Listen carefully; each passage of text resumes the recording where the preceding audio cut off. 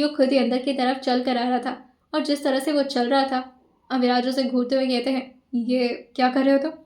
युग कहता है, चेयर चल रहा है, क्या करे, चेयर थक गया चेयर बने बने, मुझ पर रहम करिए, मेरा पैर टूट रहा है। अविराज जो कि उसको घूरते हुए कहते हैं, पर वो सब तो ठीक है, लेकिन मेरे कमरे में कैसे आ गए? ये सुनते युग कहता है, पहले मुझे ठीक से खड़ा हो जाने दीजिए, मैं मर जाऊंगा। अविराज उसकी नौटंकी को देखते हुए कहते हैं, तुम बॉक्सिंग करोगे? स्टैमिना है तुम्हारे अंदर? नहीं बड़े, निकलो यहाँ से। तभी युग कहता है, मैं खड़ा हो जाऊं? अविराज उसे देख कर कहते हैं, हो जाओ।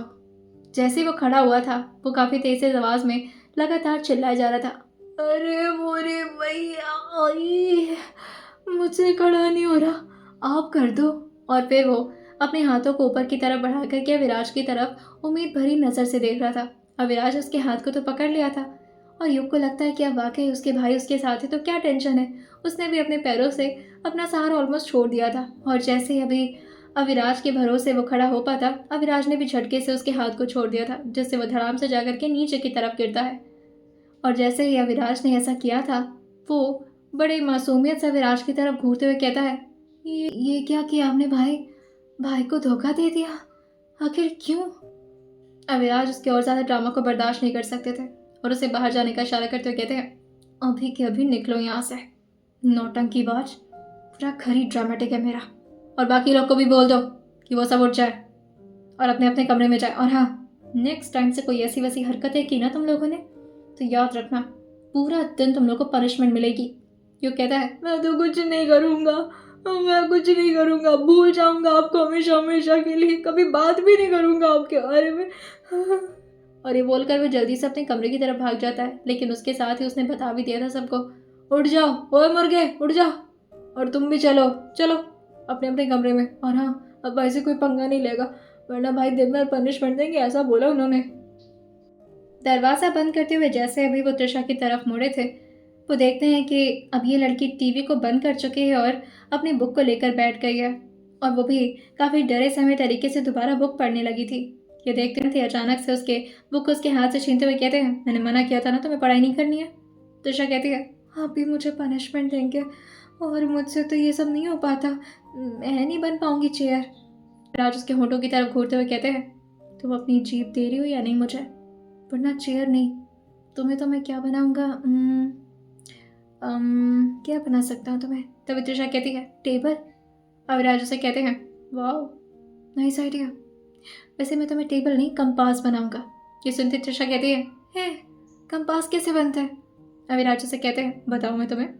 त्रिशा अपने चेहरे को ना मिलाकर कहती है, नहीं नहीं मुझे नहीं जानना, पर मैं अपनी जीभ नहीं दे सकती।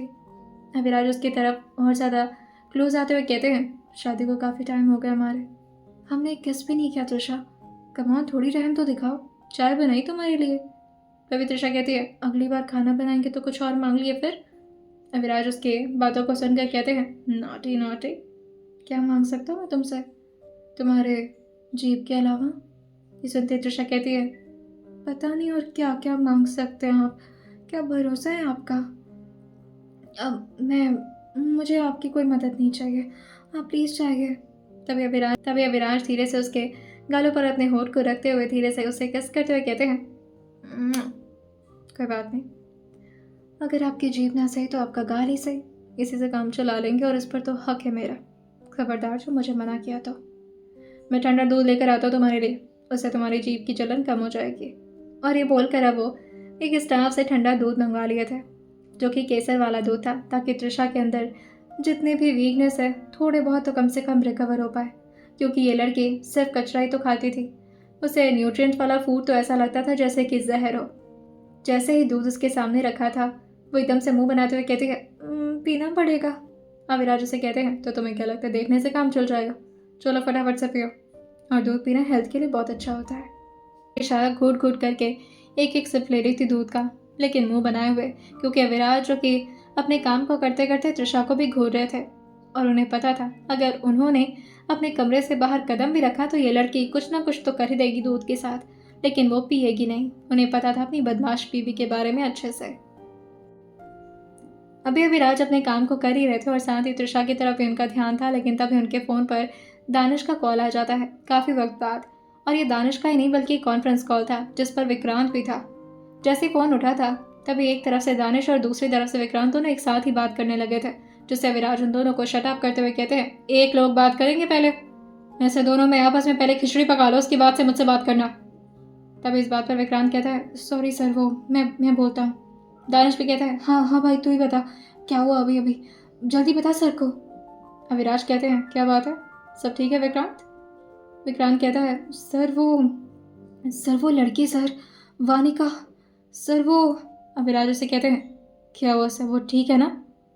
लेकिन विक्रांत कहता है, सर वो ठीक तो है लेकिन वो आपसे बहुत डर गई है सर। वो मेरे पास भाग कर आई थी जब दानिश उसे हॉस्टल में लेकर जा रहा था। वैसे तो दानिश का कोई गलत इंटेंशन नहीं था, लेकिन वो मेरे पास आई और मुझसे बोली कि आप उसे बेचने खरीद रहे हैं और बेचना, पता नहीं क्या क्या बोल रही थी सर आपके बारे में। मुझे कुछ समझ में नहीं आ रहा अभी मैं क्या करूं उसके साथ। वो मेरे घर पर आकर छुपी हुई है सर, और मुझसे बार बार भीख मांग रही कि मैं इस बारे में किसी को कुछ ना बताऊं। अब क्या करना है अभी मुझे आगे समझ में नहीं आ रहा।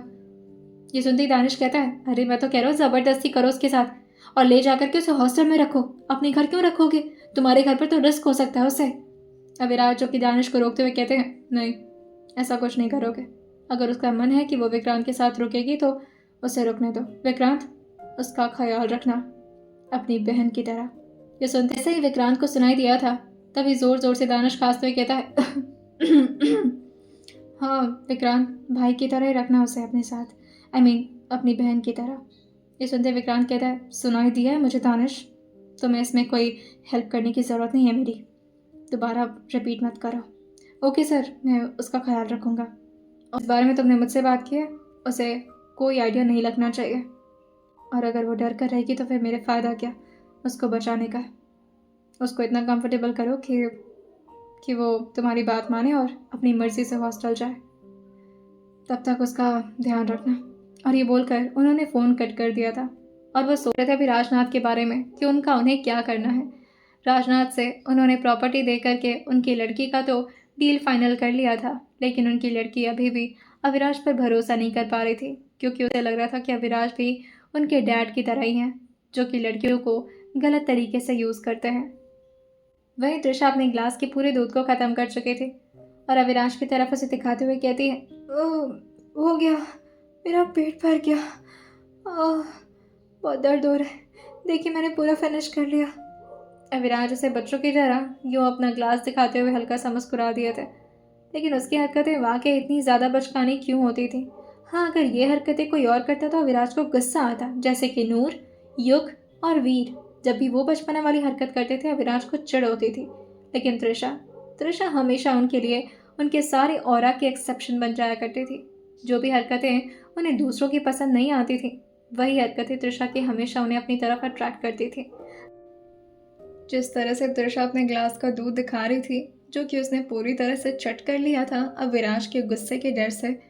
अविनाश जो अपने काम को ख़त्म करते हुए उसके पास आते हैं और पहले तो उसके ग्लास को उसके हाथ से हटा करके साइड में रखते हैं और फिर उसे प्रॉपरली लेटाते हुए कहते हैं, अब तुम सो जाओ, बहुत थक गई हो, रोते रोते आँख पूरी लाल हो चुकी है तुम्हारी। ये सुनते ही तृषा कहती है, पर मेरा होमवर्क, मैंने कल फिजियोलॉजी के लिए मार पड़ जाएगी मुझे। अविनाश उसके गालों को धीरे से टैप करते हुए कहते हैं, मैंने कहा ना, सो जाओ, इस बारे में हम सुबह बात करेंगे, चलो। और ये बोलकर वो उसे प्रॉपरली पिलो पर लेटाते हुए ब्लैंकेट उठा दिए थे और तब तक उसके पास से नहीं हटे जब तक उसे वाकई नींद नहीं आ गई थी। जब उसकी सांसें फाइनली थोड़ी स्लो हो जाती हैं और वो गहरी नींद में जा चुकी थी, तब जाकर के अविनाश उसके पास से उठे थे और उठते उठते उसके चेहरे की तरफ ध्यान से देखते हैं और खुद से कहते हैं, इतनी छोटी बच्चे पर इतनी सारी जिम्मेदारी दे दी उन लोगों ने, उन लोगों को तो मैं। और फिर वो अपने गुस्से को कंट्रोल करते हैं, क्योंकि ऑब्वियसली जिन लोगों के बारे में वो बात कर रहे थे, आखिर तृषा उन्हें वहीं से तो मिली थी। अब उन्हें अपनी मदर इन लॉ और फादर इन लॉ की थोड़ी बहुत रिस्पेक्ट तो करनी ही पड़ती।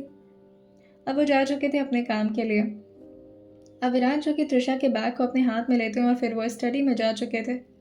वही स्टडी में अविनाश जो इस वक्त अपने हाथों में तृषा का बैग लिए हुए स्टडी रूम में एंटर हुए थे, लेकिन जैसे अभी वह स्टडी रूम में एंटर हुए थे, अंदर वीर पहले से इंतज़ार कर रहा था। अपने हाथों में नोट्स लिए और साथ ही बुक को बार बार देखे जा रहा था, जैसे कि उसे कोई क्वेश्चन समझ में ना आ रहा हो। और वही पूछने के लिए वो अविराज के पास आया था। लेकिन अविराज को यूँ इस तरह से त्रिशा का बैग उठाता देख करके वो खुद में ही कहता है, ये भाई को त्रिशा त्रिशा भाभी के बैग से क्या लेना देना। लेकिन अविराज उसकी नज़रों को नोटिस करते हुए कहते हैं, और तुम्हें इससे क्या लेना देना। तभी वीर एकदम से कहता है, हैं आपको मेरी बात सुनाई देती है क्या जब मैं मन में बात करता हूँ तो।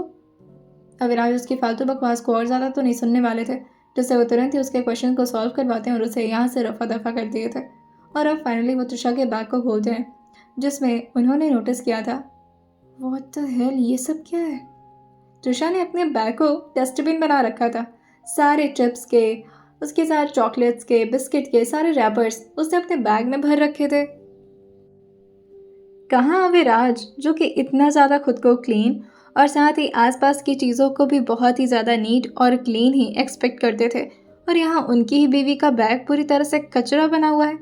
अविराज एक एक करके उसके बैग से पहले तो चिप्स के सारे पैकेट्स निकालते हैं और फिर फ्रस्ट्रेट होते हुए कहते हैं, क्या हो तुम त्रिशा, जब भी तुम्हारे बारे में कुछ अच्छा सोचता हूँ मुझे गुस्सा दिला देती हो। क्या है ये, डस्टबिन है। ओह गॉड, और कितनी चॉकलेट्स खाती हो, वो भी कितना लो क्वालिटी का। और अविराज अब पहले तो 5 मिनट तक उसके पूरे बैग को खाली किए थे, ताकि उसमें से सारे रैपर्स निकल जाएं, और फिर जाकर के वो उसे ट्रैश कैन में डालते हैं। जैसे अब उन सारे रैपर्स को अगर अविराज अपने ट्रैश कैन में डालते तो कितना अजीब लगता। लेकिन अब वो क्या कर सकते थे, रात में बाहर थोड़ा ना जाते इन सारे कचरों को फेंकने के लिए, जिससे वो अपने स्टडी रूम के ही ट्रैश कैन में ये सारे रैपर्स डाल चुके थे। और वो उनके ट्रैश कैन में जो भी होता था वो बाहर से कोई भी देख सकता था। अविराज ने पहले तो उन सारे रैपर्स को फेंका और उसके बाद से वो त्रिशा के बुक्स और नोटबुक्स को निकालते हैं, ताकि उसके सारे होमवर्क को वो कंप्लीट कर सकें, वरना बेचारी सुबह उठ करके बहुत ज़्यादा परेशान हो जाएगी। वैसे तो अविराज को बथेरे काम थे अपने, लेकिन अब त्रिशा की सारे होमवर्क को कंप्लीट करना उनकी प्रायोरिटी जो थी, जिसकी वजह से सबसे पहले तो उन्हें वही करना था। और अब फाइनली लगभग 2 घंटे बाद उन्होंने पूरे होमवर्क को कंप्लीट कर दिया, जो कि लगभग 5 से 6 घंटे में हो पाता। फाइनली उन्होंने सारे प्रैक्टिकल बुक्स, नोटबुक्स को बंद करके त्रिशा के बैग में डाल दिया और उसे ले जा करके साइड में रखते हुए अब अपने काम में लग जाते हैं। लेकिन अब उन्हें थोड़ा देर रेस्ट चाहिए था। लगभग अब सुबह के 3 बजने वाले थे, जिससे अविराज को अब 2 घंटे का नैप भी तो लेना था, और इसी में तो उनकी पूरी नींद ही जैसे पूरी हो जाती हो। फाइनली अब वो अपने रूम में जा चुके थे और त्रिशा को इस तरह से इतने कॉर्नर में लेटा देख करके वो जाते उसके बगल में लेटते हैं और फिर जोर से उसकी कमर को पकड़ करके एक ही झटके में उसे अपने करीब खींच लिए थे, ताकि मैडम जी कहीं गिर न जाए। लगभग इसी तरह से 2 घंटे बीत जाते हैं और 5 बजते हैं। जैसे 5 बजा था, अविराज के ठीक पीछे वाले साइड टेबल पर रखा अलार्म तुरंत ही बजना शुरू हो जाता है, जिससे त्रिशा की नींद को भी हल्की हल्की डिस्टर्बेंस हो रही थी। तुरंत ही अविराज तरह से त्रिशा मैडम सोई हुई थी, उनका एक पैर अविराज के पैरों पर, उनका हाथ जो कि अविराज के पीठ पर, और साथ ही उनका सर जो कि अविराज के बाजू पर पूरी तरह से कब्जा ही कर रखी थी वो अविराज पर। अविराज उठने की कोशिश करते तो मैडम जी पक्का डिस्टर्ब हो जाती। थोड़ा देर इसी पोजीशन में रहने का सोचते हैं, लेकिन अब उन्हें भी लेट हो रहा था। 5 बज के अब 30 मिनट हो चुके थे और अविराज को अपने काम टाइमिंग से ही करना पसंद था, वरना उन्हें बहुत प्रॉब्लम हो जाती थी, जिससे वो धीरे धीरे त्रिशा के हाथों को हटाते हैं और फिर उसके पैरों को। लेकिन जैसे ही अभी वो उसके सिर को हटा पाते, तुरंत ही त्रिशा दोबारा से छिपकली की तरह उनके पास आकर के चिपक गई थी, जिससे अविराज थोड़े नाराज होते हुए कहते हैं, क्या कर रही हो, मुझे उठने नहीं दोगी क्या। त्रिशा नींद में कहती है, सोना चुपचाप से, सोना अच्छी बात होती है, सोओगे तो अच्छी नींद पूरी होगी, फिर तुम्हारी हेल्थ भी अच्छी हो जाएगी, सो जाओ बाबू सो जाओ। नींद में न जाने क्या ही बड़बड़ आ रही थी वो। अविराज से कहते हैं, बाबू बाबू हूँ मैं। बाबू तो तुम हो, और हरकतें भी, हटो। और अब फाइनली वो कैसे तैसे करके उसके हाथ और उसके पैरों से छुटकारा पा पाए थे और उसके सिर को भी धीरे से ले जाकर के पिलो पर रख देते हैं। जाते जाते भी त्रिशा बार बार उनको रोक तो रही थी, जिससे अविराज का भी दिल कर रहा था कि वो अब अपने सारे काम को छोड़ करके इसी के साथ ऐसे चिपके रहे। कितना सुकून था त्रिशा के साथ, लेकिन ऑब्वियसली अब उन्हें अपना काम भी तो करना था। वर्कआउट कैसे छोड़ सकते थे अविराज। और वो अपने जिम एरिया में निकल जाते हैं जहाँ ऑलरेडी वीर और विश्वराज जी आ चुके थे। वीर को वो अविराज की तरह बनने के बारे में कुछ सजेशंस दे रहे थे। वीर को अविराज से बहुत सारा इंस्पिरेशन मिलती थी और वो चाहता था कि वो अपने बड़े भाई की तरह बने। हाँ, आशीष की तरह बनने में उसे कोई दिलचस्पी नहीं थी क्योंकि आशीष थोड़े से अलग थे। उनको किसी से मतलब नहीं होता था, सिर्फ अपने काम से। कुछ ज़्यादा ही ऑब्सेस्ड थे वो अपने काम से। लेकिन अविराज, जिसके बारे में वीर अभी अपने डैड से बता रहा था, जब से भाभी आई है ना, उनका तो पूरा रूप रंग ही बदल गया है। आई मीन, पहले तो वो सिर्फ माँ और नूर का ख्याल रखते थे, लेकिन अब तो कुछ ज़्यादा ही ध्यान देने लगे वो भाभी पर, और घर पर भी अब ज़्यादा रहते हैं। वरना उनके और आशीष भाई में तो मुझे कोई अंतर ही नहीं लगता था, लेकिन अब मुझे उन दोनों के बीच में डिफरेंस समझ में आ रहा है। और आपको पता है डैड, आपने तो मुझसे पहले ही कहा था जिस दिन अविराज की बीवी आएगी, देखना कितना बदल जाएगा वो। लिटरली यार, आपको पता है उन्होंने चाय बनाया उनके लिए, और भी किसी दिन गए थे वो किचन में। सोचिए डैड, अविराज भाई किचन में गए थे। अरे वो घर पर रहते तो हम लोग को लगता था ओ माय गॉड, कितना बड़ा दिन है आज कि अविराज भाई घर पर है। और आजकल तो कुछ ज़्यादा ही घर पर आते जाते रहते हैं। क्या करें बेचारे। और वैसे भी त्रिशा इतनी प्यारी है ना डैड, उसके साथ रहने का मन तो सबका ही करेगा। तभी विश्वराज जी भी अपने ट्रेडिंग मिल पर धीरे धीरे अपने पैरों को आगे बढ़ाते हुए कहते हैं, वो बात तो ठीक है, बच्ची ने बहुत सह लिया है और अविराज उसके बारे में सब जानता है। इसके बावजूद भी अविराज ने उस लड़की को चुना। मुझे ना फक्र होता है उसे अपने बेटा कहने पर। होते हैं बच्चे सबके, लेकिन नॉर्मल बच्चे। जैसा डैड कहेंगे वैसा वो करेंगे, लेकिन अविराज बचपन से ही रेबल था। जो मैं कहता था बिल्कुल उसके ऑपोजिट करता था। त्रिशा से शादी करने के बारे में मैंने पहले ही उसे बोला था कि मत करो, वो हमारे क्लास की लड़की नहीं है। लेकिन सच कहूँ तो मुझे भी चाहिए था कि त्रिशा जैसी लड़की हमारे घर में आ पाए। ये सुनते ही थोड़ा सा वीर कंफ्यूज होते हुए कहता है, आप क्या कह रहे हैं डैड? और माना कि त्रिशा हमारे क्लास की नहीं है, पर क्या हुआ? इट्स ओके ना? आई मीन, वो भी तो मिडिल क्लास फैमिली से बिलोंग करती है। और ठीक है, अविराज भाई ने आपने मिलकर के हमारी फैमिली को इतना आगे बढ़ा दिया है, लेकिन इसका मतलब ये तो नहीं कि हम मिडिल क्लास लोगों को इस तरह से। लेकिन तभी इस बात पर विश्वराज जी कहते हैं, वो बच्चे मिडिल क्लास फैमिली से बिलोंग नहीं करती है बेटा, उसकी ज़िंदगी का कुछ। लेकिन तभी पीछे से एक आवाज़ आती है, सुबह सुबह इतनी बातें नहीं करते, हेल्थ खराब हो जाती है। जैसे विश्वराज जी ने अविराज की रिफ्लेक्शन देखी थी अपने सामने कांच पर, वो तुरंत ही चुप हो जाते हैं और वीर से कहते हैं, त्रिशा बहुत प्यारी है और उसे बहुत सारा प्यार देना है सबको। और ये बोलते बोलते वो विराज की तरफ मुड़ते हुए कहते हैं, क्यों? सही कहा ना बेटा? विराज अपने पुलअप्स को करते हुए कहते हैं, सही कहते हैं आप हमेशा, आप गलत कहाँ हो सकते हैं कभी। लेकिन थोड़ी सी चूक हो गई आपसे। अविराज का प्यार त्रिशा के लिए बहुत काफ़ी है, तो इसलिए कोई उसे प्यार दे ना दे, कोई फ़र्क नहीं पड़ता। करे भाई, उन्हें तो ना सब पसंद करते हैं, मॉम, नूर, आरोही भाभी। और युग तो कितना पसंद करता है ये तो आपको भी पता है, और मैं भी उनकी बहुत इज्जत करता हूँ। बट पता नहीं क्यों ना उन्हें भाभी बोलने का मन नहीं करता, इतनी छोटू सी हैं वो बात अलग है कि आपके साथ शादी हो गई तो उनका पोजीशन बढ़ गया है, लेकिन बच्ची लगती है वो मुझे छोटी सी। इस बात पर विश्वराज जी हंसते हुए कहते हैं, बच्ची ही है वो, 19 साल की उम्र है तो बच्ची ही हुई ना। ये सुनते हुए कहता है, हो 19 साल की है? अब इसे उतर करके अपने टॉवल से अपने स्वेटिंग को पोंछते हुए कहते हैं, ये बताना ज़रूरी था उसे। इसे सब कुछ नहीं कहोगे वीर? तभी वीर अपने सर को हंसते हुए हाँ मिलाते कहते हैं, हाँ हाँ बिल्कुल नहीं कहूँगा, और कहूँगा भी क्या कि मेरे भाई की बीवी बच्ची है, बच्ची से शादी कर लिया आपने। बट और वैसे भी कोई बात नहीं ना, आप कौन सा इंटेंशनली शादी करके लाए हो त्रिशा भाभी को, वो तो गलती से हो गया ना जो हो गया, हेरा फेरी। कोई बात नहीं, मैं चलता हूँ सोने, मुझे नींद आ रही है। और ये बोलकर वो वहाँ से निकल जाता है क्योंकि विश्वराज जी ने उसे बाहर जाने का इशारा कर दिया था। और वीर बहुत ही ज़्यादा ओबीडियंट था। उससे पहले भी कहा था मैंने, इस बारे में किसी को कुछ नहीं बताएंगे आप, इसलिए नहीं चाहता था कि आप त्रिशा के बारे में कुछ भी जाने। तभी विश्वराज जी हल्का हंसते हुए कहते हैं, और आपको लगता है कि आप हमसे छुपा पाएंगे कुछ? और क्यों ना जानूं मैं, मेरे बेटी की ज़िंदगी है, उसमें कौन आएगा कौन नहीं, इसके बारे में जानने का पूरा हक है मेरा। ये सुनते हैं विराज जी, जो कि अपने डैड के हाथों पर अपना हाथ रखते हुए कहते हैं, आपको मुझ पर भरोसा नहीं है? मैं अपने लिए कोई गलत डिसीजन ले सकता हूँ? विश्वराज जी कहते हैं, गलत डिसीजन तो आपने ले लिया है।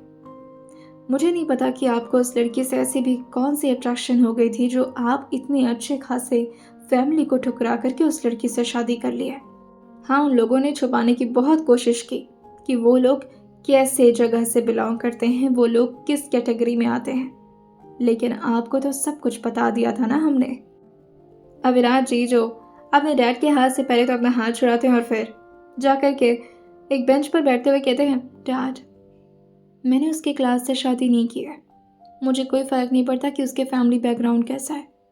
मुझे वो पसंद थी, और तब भी जब मैं उसे नहीं जानता था, अब भी जब मैं उसके बारे में सब कुछ जानता। विश्वराज जी उनके ठीक बगल में आकर बैठते हुए कहते हैं, बेटा पता है, प्यार और सिंपैथी में ना ज़्यादा फर्क नहीं होता, लेकिन ऐसा लोगों को लगता है। अभी आप हमारी तरह एक्सपीरियंस्ड नहीं है ना, लेकिन इस वजह से आप समझ नहीं पा रहे हैं कि आपको सिर्फ उस पर दया आती है, प्यार नहीं है आपको उससे। और प्यार जैसी कोई चीज़ होती नहीं है वैसे, जिसके साथ रहना शुरू कर दो उसी से प्यार हो जाता है। अविराज जो खड़े होते हुए कहते हैं, अगर आपकी एक्सप्लेनेशन ये जताना चाह रही है कि मेरा और त्रिशा का रिश्ता कोई इतना भी ज़्यादा स्ट्रॉन्ग बॉन्डिंग से नहीं बना है, तो मुझे आपकी एक्सप्लेनेशन में कोई इंटरेस्ट नहीं है। आपको त्रिशा को as a daughter in law accept करना ही पड़ेगा, और अगर आप ऐसा नहीं कर सकते तो मुझे बता दीजिए। मैं त्रिशा को लेकर के अपने साथ फार्म हाउस चला जाऊंगा या फिर किसी और जगह। और ये बोलकर अब वो अपने एक्सरसाइज को कंटिन्यू करने लगे थे और विश्वराज जी को पूरी तरह से अवॉइड। और इसी तरह से अब लगभग 6:30 हो जाते हैं। आज अविराज की हर चीज़ थोड़ी थोड़ी डिले होती जा रही थी। फाइनली 6:30 बजे जैसे ही अभी वो अपने कमरे में पहुंचे थे, त्रिशा मैडम फिर से एकदम से बॉर्डर पर आ चुकी थी। और अभी अविराज जो कि उसको देख ही रहे थे कि वो एकदम से अपने आप को संभाल नहीं पाती और पूरा ब्लैंकेट लिए दिए वो जाकर के नीचे धड़ाम से गिरती है, जिससे वो एकदम से भड़बड़ा कर उठते हुए कहती है, हाँ हाँ, ये क्या था? मैं कहूँ? अविराज जैसे ये छोटी सी बच्ची जिम्मेदारी उठाने चली थी, खुद तो सोते सोते गिर जाती है। और ये बोलकर उसके सामने पहुंचते हैं और धीरे से उसके ठीक सामने बैठते हुए कहते हैं, क्या हुआ? कहाँ से गिरी हो तुम? कुछ होश है तुम्हें? क्या कर रही थी? तब त्रिशा कहती है, हाँ मैं वो पहाड़ चढ़ रही थी, और पता है क्या हुआ, मेरा शायद पैर स्लिप हो गया और मैं गिरी, ऐसे ऐसे नीचे नीचे नीचे गिर गई मैं, और नीचे गिरी तो यहाँ पर पहुँच गई। ये सुनते हैं विराज जो कि ज़ोर से पहले तो उसे अपने सीने से लगाते हैं और फिर प्यार से उसे धीरे धीरे टैप करते हुए कहते हैं, तुम्हें नहीं पता तुम्हारी हरकतें मुझे कितना परेशान करती हैं, कितनी इरिटेटिंग हो तुम, लेकिन इस इरिटेशन में बहुत सुकून है। ऐसे बच्चों की तरह रहना हमेशा, ठीक है? तभी त्रिशा कहती है, मैं बच्ची नहीं हूँ, ठीक है? मैं नीट पास कर चुकी हूँ, MBBS कर रही हूँ मैं। और हटिए, क्या कर रहे हैं सुबह सुबह? अविराज उसे कहते हैं, न रात में कुछ करने देती हो न सुबह करने देती हो। अच्छा तुम बताओ, क्या टाइमिंग बेस्ट रहेगी तुम्हें हक करने के लिए? और इस बार तुम खुद आना मुझे हक करने। तब त्रिशा अपनी नज़रों को अच्छे से खोलते हुए कहती है, मुझे सोना है, मैं गिर गई, सपना देख रही थी, इस बार चढ़ जाऊंगी मैं। अविराज उसे कहते हैं, कहाँ चढ़ना है तुम्हें? त्रिशा कहती है, माउंट एवरेस्ट पर चढ़ रही थी मैं बाबा, माउंट एवरेस्ट पर, बीच में गिर गई मैं, अब जा रही हूँ, दोबारा सोऊंगी, अब इस बार पक्का पक्का एकदम ऊपर तक पहुँच जाऊंगी। और ये बोलकर वो फिर से ब्लैंकेट वगैरह को उठाती और जाकर के अब बेड पर लेट चुकी थी। अविराज को मन कर रहा था कि वो उसे अपने गोद में ले और उसको इतना खिलाएं जिस तरह से वो बच्चों की तरह हरकतें कर रही थी, लेकिन वो अपने हाथों को बस कंट्रोल करते और प्यार से बस उसके गालों को जोर से दबा दिए थे, जिससे त्रिशा डिस्टर्ब होते हुए कहती है, मत करिए। वैसे तो अविनाश को छोटे बच्चों में कोई इंटरेस्ट नहीं था, लेकिन अब उन्हें छोटी बच्ची मिल गई थी एज अ बीवी, तो वो क्या करते, उसके साथ एडजस्ट करना ही पड़ता। लेकिन बहुत खुशी खुशी एडजस्ट कर रहे थे वो, नहाते नहाते भी उसी के बारे में बातें कर रहे थे। क्या करूं मैं तुम्हारा, मिसेस त्रिशा विराज मेहरा, माई डिस्ट्रैक्शन ही तो बन चुकी थी वो अविनाश के लिए। हर पल आ जाती थी उनके दिमाग में, इधर उधर घूमती फिरती थी, और वो भी अविनाश के बिना परमिशन के। फाइनली अविनाश अब बाहर आते हैं और अपने शर्ट वगैरह को पहनना शुरू कर दिए थे और देख रहे थे कि किस तरह से त्रिशा अपने एक्सप्रेशंस को बदलती जा रही है और लग रहा था जैसे कि आज तो वो पक्का माउंट एवरेस्ट चढ़कर ही रहेगी। लेकिन अपने इस सपने में अब लगभग 7:25 हो चुके थे। त्रिशा को उठाना पड़ता वरना वो तैयार कैसे होती। अविराज उसके सामने पहुंचते हैं और फिर उसके सामने उसी के पोजीशन में लेटते हुए अपने एल्बो से टेकते हुए कहते हैं, त्रिशा हो गई चढ़ाई, चलो अभी उधर जाओ, तुम्हें कॉलेज भी जाना है। तभी त्रिशा अपने चेहरे को ना मिलाकर कहती है, नहीं अभी थोड़ा सा बाकी है, बस बस पहुंचने वाली हूँ। तभी अविराज जो कि उसके गालों को हल्का सा पिंच करते हुए कहते हैं, उठो, बाकी की चढ़ाई कल करना, चलो उठो। वैसे तो त्रिशा की नींद डिस्टर्ब ही हो रही थी, लेकिन अब अविराज के बार बार उठाने पर वो एकदम से उठ ही जाती है। अपनी आंखें बस वो खोली थी और फिर अविनाश के चेहरे को देखकर कहती है, क्या हुआ, क्यों उठा दिया, मुझे नींद आ रही थी। अविनाश उसके प्यारी सी आवाज़ को सुनते हुए कहते हैं, नींद आ रही थी तो आके सो जाना, अभी कॉलेज जाना है तुम्हें, नहीं जाना। जैसे त्रिशा ने कॉलेज का जिक्र सुना था वो झटके से उठकर बैठते हुए कहती है, कॉलेज जाना है, मेरा होमवर्क नहीं कंप्लीट है। ओह शिट, शिवाय सर बहुत मारेंगे और अविराज सर आप तो कुछ ज़्यादा ही पनिश कर देंगे। और फिजियोलॉजी वाले टीचर भी, वो बुड्ढे बहुत ज़्यादा स्ट्रिक्ट है, मेरी इंसल्ट कर देंगे सबके सामने, मैं क्या करूं अब। टाइम क्या हो रहा है? और वो जल्दी से क्लॉक की तरफ देखती है तो यहाँ तो अब 7:40 हो चुका था और उसे जल्दी जल्दी रेडी भी तो होना था क्योंकि सिर्फ 8 बजे का वक्त था। 8 बजे अविराज निकल जाया करते थे। वो तुरंत अविराज के हाथ को पकड़ते हुए कहती है, आप बात कर लीजिएगा ना हम दोनों प्रोफेसर से कि मुझे ना डांटे, वरना मैं आज कॉलेज नहीं जाऊंगी। अविराज से कहते हैं, कोई तुम्हें नहीं डांटेगा, आप जाओ, जल्दी से जाकर तैयार हो जाओ, सिर्फ 20 मिनट है, उसमें तुम्हें ब्रेकफास्ट भी करना है। अच्छा काम करता हूँ, मैं ब्रेकफास्ट खुद लेकर आता हूँ, जाओ तैयार हो जाओ। और ये बोल करके वो उसे उठा चुके थे और फाइनली अब वो खुद बाहर निकल जाते हैं ब्रेकफास्ट ले आने के लिए। अभी जैसे ही वो नीचे की तरफ पहुंचे थे उन्हें पता था अगर उनके हाथ में उनके परिवार वालों ने ब्रेकफास्ट देख लिया तो फिर उन्हें बहुत टीज करेंगे। अभी चाय वाला कम था। रवि, किचन से ब्रेकफास्ट लेकर आओ मेरे कमरे में, और हाँ उसके साथ चाय ज़रूर ले आना, अदरक वाली। और ये बोलकर वो ऊपर जाने लगे थे तभी उनकी आवाज़ को वहाँ बैठे किसी ने तो सुन लिया था, जैसे कहता है, हाँ हाँ रवि लेकर जाओ भाई, और अदरक वाली चाय तो अगर तुम्हें नहीं बनाने आती है ना तो पूछ लेना अविराज सर से, वो बहुत अच्छा बनाते हैं, मतलब जैसे त्रिशा को पसंद है वैसे तो बहुत अच्छी बनाते हैं, है ना बेटा। अविराज जो पीछे मुड़ करके अपनी मॉम की तरफ देखते हैं और एक ज़बरदस्त के स्माइल पास करते कहते हैं, और बस उनका इतना ही बोलना हुआ था वो तुरंत ही अपने रूम में जा चुके थे। परेशान हो जाते थे वो अपने परिवार वालों की हरकतों से, कितने ज़्यादा बदमाश थे वो लोग, और अविराज को परेशान करने में तो न जाने क्या ही मज़ा मिलता था उन लोगों को। फाइनली अब त्रिशा जल्दी जल्दी अपने कपड़े पहनती है और जो कपड़े वो पहन रही थी इस वक्त पीछे उसके डोरी लगी हुई थी, जिसे देख करके अविराज जो अपने काम में जानबूझ करके व्यस्त हो जाते हैं क्योंकि त्रिशा से वो डोरी तो अपने आप बंधने नहीं वाली थी, वो ऐसी जगह पर थी। अब वो परेशान होते हुए कहती है, अरे यार क्या करूँ, दूसरा कपड़ा बदल लूँ क्या। लेकिन फिर उसकी नज़र पड़ती है अविराज पर और वो जल्दी जल्दी उनके पास भागती है और अपने बैक साइड को उनकी तरफ टर्न करते हुए कहती है, सुनिए ये ज़रा बांध दीजिएगा प्लीज़। अविराज धीरे से खड़े होते हैं और फिर उससे पूछते हैं, मैं। त्रिशा कहती है, नहीं तो फिर आपका भूत, जल्दी बांधिए, लेट हो रहा है। वैसे भी मुझे बहुत डर लग रहा है, आज तो सबकी क्लास में बहुत डांट सुनूंगी मैं, क्या करूं।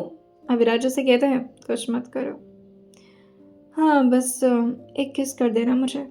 ये सुनते त्रिशा कहती है, आपको तो बस अपना फ़ायदा ही चाहिए होता है, मैं नहीं करती, ये सब गंदी बात होती है।